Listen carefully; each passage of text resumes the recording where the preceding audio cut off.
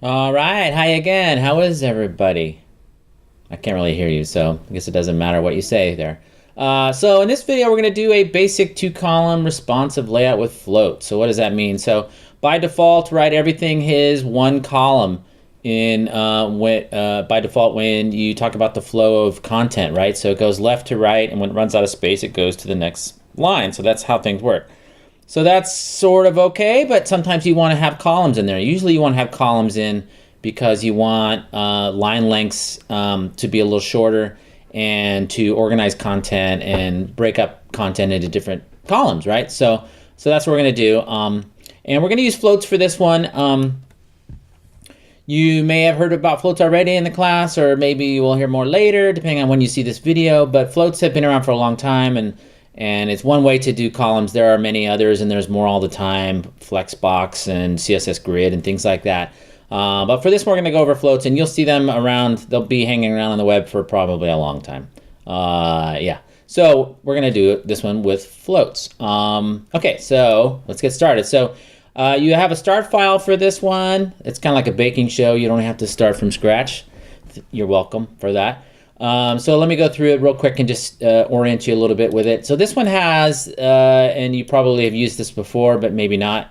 Has a normalized file. So this is normalized version 8 CSS. So what that does is sort of make the pages behave the same in different browsers. So it's a sort of a CSS reset file. You can download it from the web. You can go to look up normalize on the web and you'll find it pretty easily, and just download it. And it's a common thing. It's used in a lot of frameworks as well. It kind of just tries to make every browser behave the same. That's why it's called normalize. It's kind of normalizing the browsers. So that's this first piece of CSS, or this linked CSS file, and that's the only other file in this folder actually. Then we've got this layout that looks probably familiar. Probably you've seen versions of this. So this is one slightly different. So we've got our wrapper div, which is this whole box here with our container with everything in it. It has a width of 95% by default. It has a max width of 1170 and a minimum width of 300, so it doesn't get too wide or too narrow. It's centered with our margin 0 auto. It has a boring background color of gray, and it has a generic boring font of sans serif. Wow, this is pretty boring so far, but we'll fix it. We'll make it unboring. Also have some padding on all the containers so that the text is not right up against the edge of the containers, so they don't feel cramped and things like that. We have a different background color, slightly different background color on the nav here and the footer, so you can see here's the header, here's the nav, here's what we're working with, which is the article, and then here's the footer down below. And then we've got a little bit of CSS to keep some space between these links, but that's not really relevant here. So that's it. So we've got to do a couple things before we put our styles in here, and it's not a whole lot of styles to do this, so it's kind of good actually. What we do need though is some hooks for those styles. So I'm going to go down to the article tag here and add an ID. So I'm going to say ID equals, and I'm going to call this main article, because again, if I could spell it right, main article, because I have no imagination again. I think I probably told you that before. So yeah, that's good. And then we're going to give our two divs IDs as well. So here's the first div here. If I click on it, you can see it over here. It kind of highlights, and then the other one is obviously down here. So I'm going to go into this div and add an ID for that. I'm going to say ID equals col1.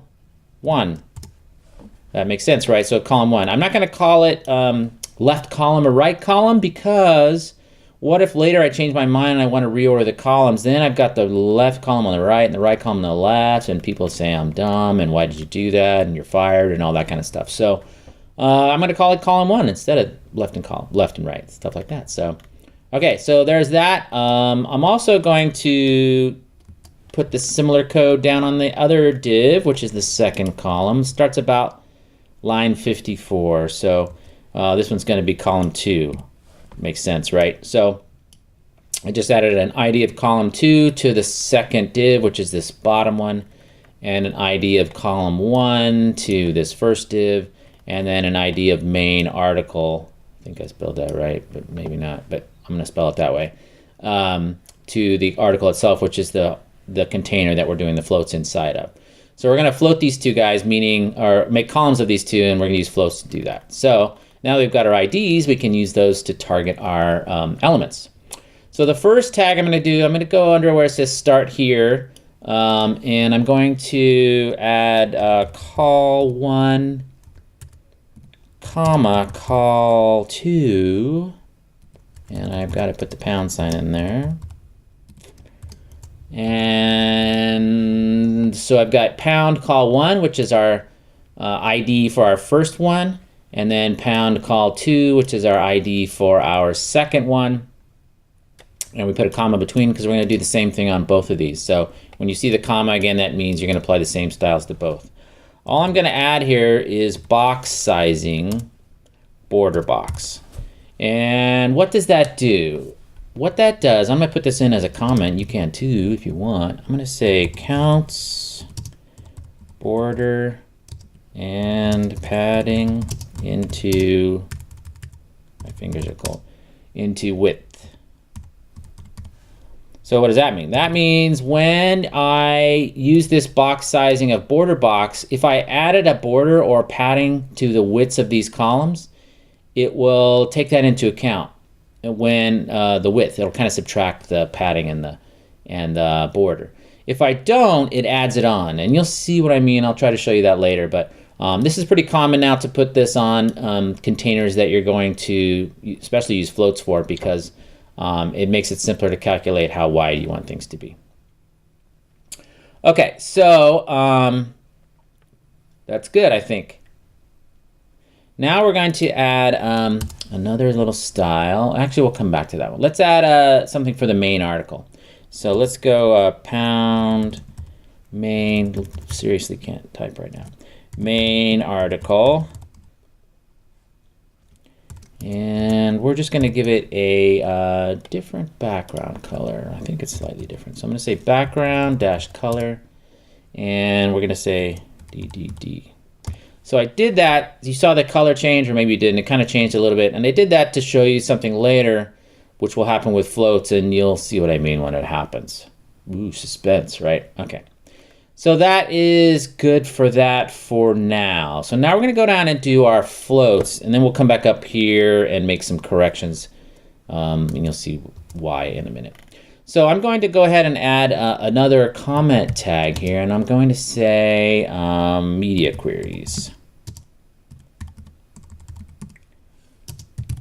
And maybe you've seen media queries already, maybe you haven't, depending on when you see this video. Some things get rearranged sometimes.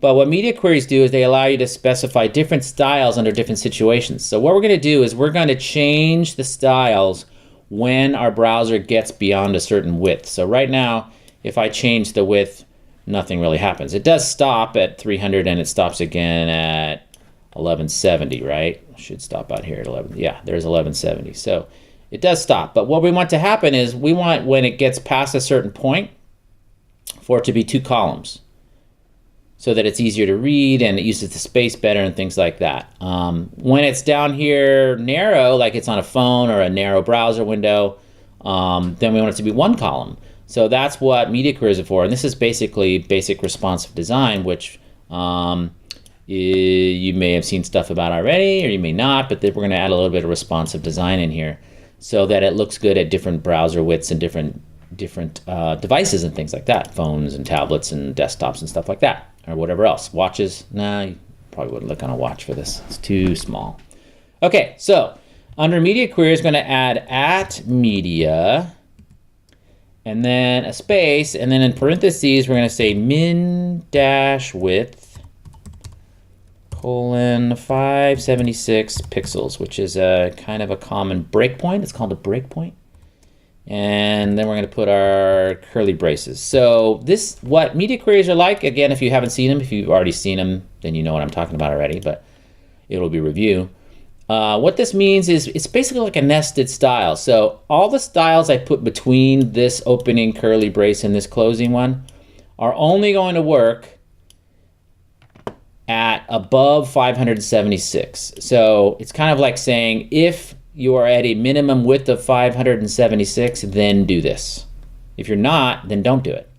So what we're doing is called mobile first as well. So that means we're styling for phones and smaller devices first, which is the default, right? So without doing anything, it's going to be one column. We want it to be one column to start with, and then we're going to add in some styles for bigger devices. That's a pretty common way to do it. Yeah, so we're saying that at a minimum width of 576, we want this stuff to happen. So now we're going to put our styles in here, and there's really not much in here to go in here, actually. I'm going to say pound call 1. And inside of there, I'm going to say I want it to float to the left.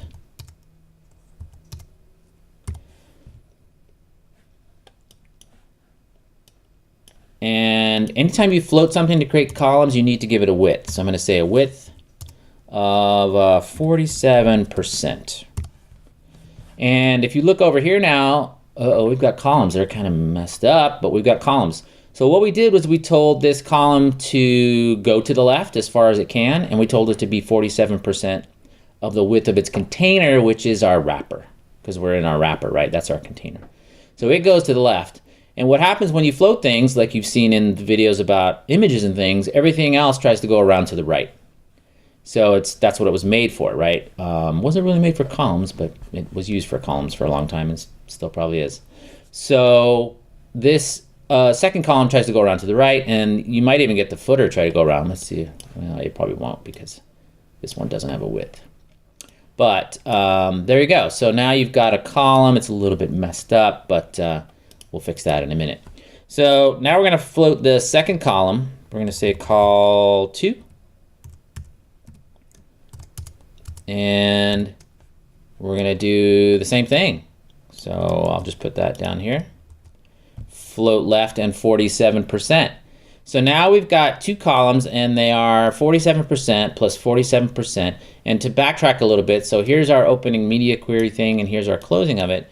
So these are just two regular old styles that are inside of there, but they only work at a minimum width of 576. So above 576, we get the two floated columns. Below that, look at that. That's already responsive. That means when our browser gets bigger, then we got two columns. When it gets narrower, I have one column, which works better for a phone, works better for desktop, right? You can also see some strange things going on here, especially when I get out this wide. This footer now is trying to go sneak around the side. Why? Because that's what things do with floats. If there's space, which there is a little bit of space left over, this footer is going around the side. And you can see also that the background color on the article is gone. So when you float items inside of a container, if everything is floated inside the container, then the container collapses. So that article container, which is down here, this guy, watch if I select it in brackets. And you can start to see it better on yours. It's all the way up here. It's collapsed. There's nothing in it. It thinks there's nothing in it. It's kind of strange, right? So it's not containing those floats. So we're going to fix that in a second. But the other thing we got to fix is this guy here is going around the side. Why is he going around the side? Because we have 47% and 47%. If my math is correct, and it's been a long time since I did this kind of math, it's tricky addition, it's 94%. That leaves 6% left over, which is this little space right here. So this guy's going around the corner. So how do we fix that? Well, I did that on purpose because I wanted to put a gutter between here. I want a gutter or space between these two columns. You don't usually want columns to go right up against each other because the words will run together and then you don't have columns anymore, so what's the point of that? So I want to have a little bit of space between those columns. It's called the gutter. And the way we do that is I'm going to add a little bit of margin on the right of this left column, this guy here.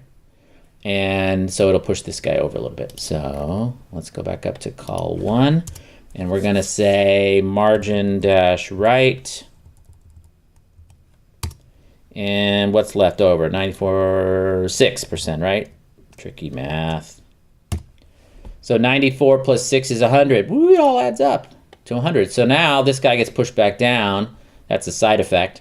But now we also have this space here in the middle of 6%, which looks better, right? So now these don't run together. And this one's now up as high as this one too. It solves a bunch of problems.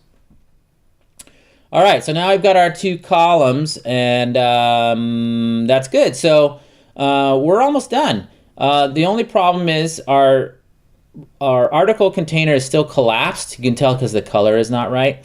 And this potentially could slide around if there was space, so we want to make sure that doesn't happen. Let me show you one thing, too, about why we added this box sizing border box. I'm going to comment this out. It won't do anything yet, but watch if I add a little bit of padding. So say for some weird reason I wanted some more padding in this first column.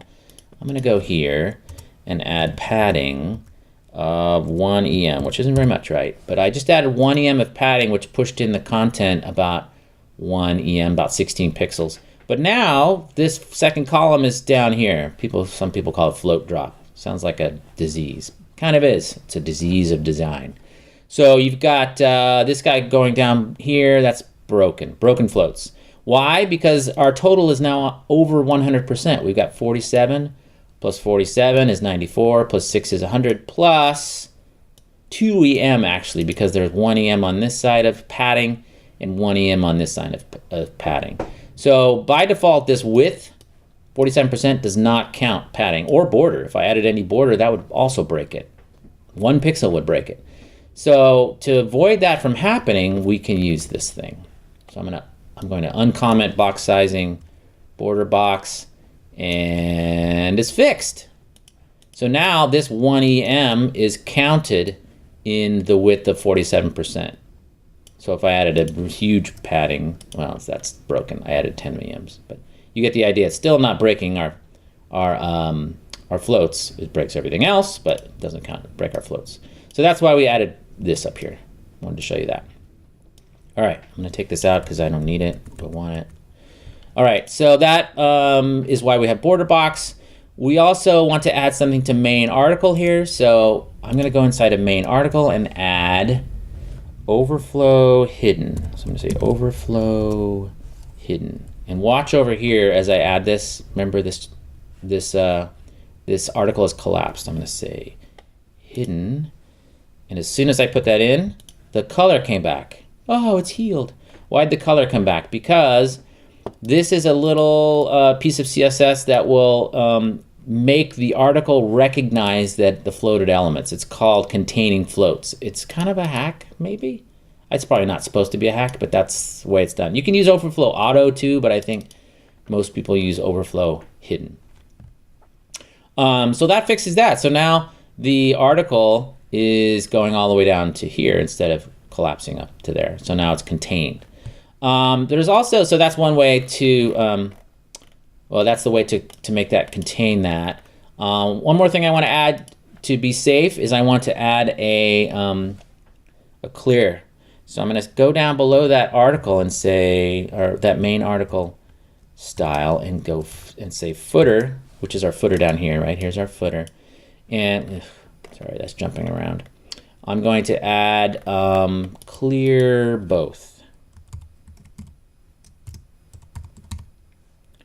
And what that does is it prevents this footer from trying to go around these floats. If there was space, there's no space, so it's not a problem at this point. But say I changed some measurements or something and there was some space over here, this footer would try to sneak around the side again. But what this does is prevent that. So what we're saying when we say clear both is we're basically saying to the footer, push yourself down until you find a clear left and right margin. So that means it basically gets you out of the floats. People call it clearing floats. You could say clear right or clear left or clear both is simpler though, because then it gets you all the way out of it. So it's kind of like starting over in normal block elements. So this is a block element. It won't try to go around the side again.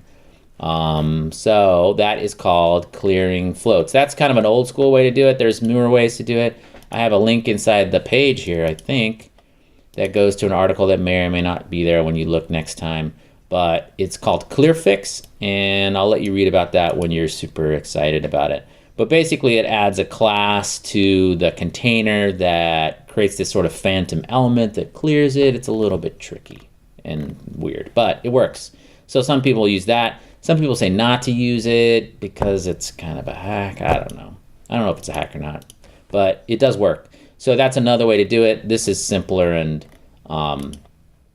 that's why I threw it in here for you guys. All right, so I think that is it for the coding on this one. Just a few more things about floats since we're here. I put in a bunch of tips and trivia about floats and tips. These aren't going to get you, like, you know, someone's not going to think you're super cool if you give them float trivia, but we'll go over them anyway just real quick. So the float property moves an element as far left to the right as possible, allowing the following content to wrap around it. We know that, right? I have over here, there is no float center. So there's no float center. So if you can't have something float in the middle. It's either left, right, or none, basically. I'm just gonna hit a couple of these that are kind of important. Content flows around floats. You can also float right. So I could have floated both of those to the right. It would have been pretty much the same effect, but you can float left or right. Let me see, I'm gonna skip some of this. You do need to provide something important to remember is to provide a width for floated block elements. So if you float something for columns, make sure you give it a width, basically. You can use clear to prevent content wrapping. We just did that. And you can use overflow hidden to contain floats. We already did that. Another way to contain floats that we didn't do is you can float the outside container. So we could have floated the article, and that would have also made the article contain the two floated elements. You may see that in a different video, or maybe you've already seen it actually, depending on when you see this again. And again, use box sizing to include padding and border in the width so you don't get the float drop problem. I think that's good. So hopefully that helps if you want to add some columns to stuff, and I will talk to you again next time.